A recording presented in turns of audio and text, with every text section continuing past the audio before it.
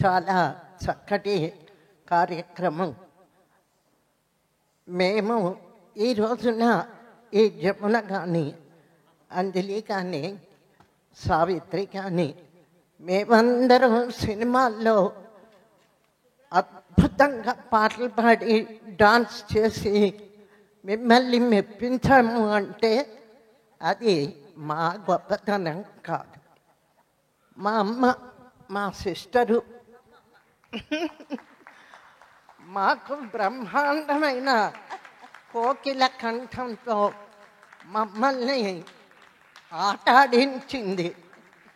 మా సుశీలమ్మ మధుర గాయని, పద్మభూషణ్, అటువంటి చాలా గొప్ప బిరుదు ఒక గాయనిమణికి రావడం అనేది లతా మంగేష్కర్ వాళ్ళు ఉత్తరాది వాళ్ళు. కానీ ఒక తెలుగు గాన కోకిలకి వచ్చింది అంటే మనమందరం కూడా మనం గర్వించాలి. ముఖ్యంగా ఇవాళ కేవి మహాదేవన్ గారి పేరు మీద ఒక శత జయంతి ఉత్సవంలో ఒక గొప్ప నిర్మాతకి జీవిత సాఫల్యం ఇవ్వడం చాలా హర్షించదగ్గ విషయం. చాలా సంతోషంగా ఉంది. ముఖ్యంగా ఎప్పుడో సుశీల గారు పాటలు పాడారు. లీల, సుశీల, జానకి, ఎల్లారీశ్వరి, రాణి వీళ్ళందరూ పాడారు.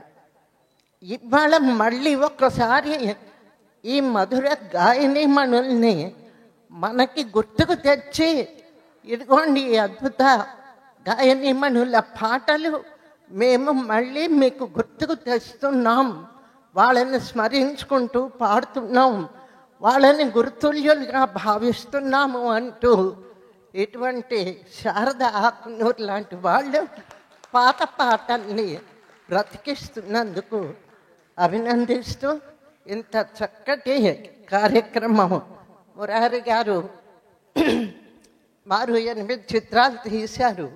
వీరందరూ వచ్చేటప్పటికి నేను రిటైర్ అయిపోయాను.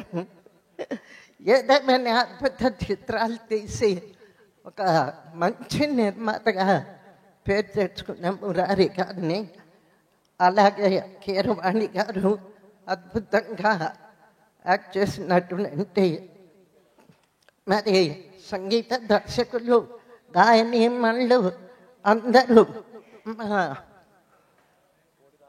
కోడి రామకృష్ణ గారు అందరు చాచాటుగా ఉన్నారు. ఏదైనా అందరినీ మనస్ఫూర్తిగా అభినందిస్తూ ఇంత చక్కటి కార్యక్రమాన్ని ఏర్పాటు చేసి ఒకసారి అందరినీ జ్ఞాపకం చేసుకునేటువంటి గొప్ప కార్యక్రమంలో పాల్గొనే అవకాశం నాకు ఇచ్చినందుకు మా వంశీ రామరాజుని మనసారా వెనక్కి కూర్చున్నాడు ఎక్కడో ఉన్నా అంటూ అభినందిస్తూ సెలవు తీసుకున్నాను.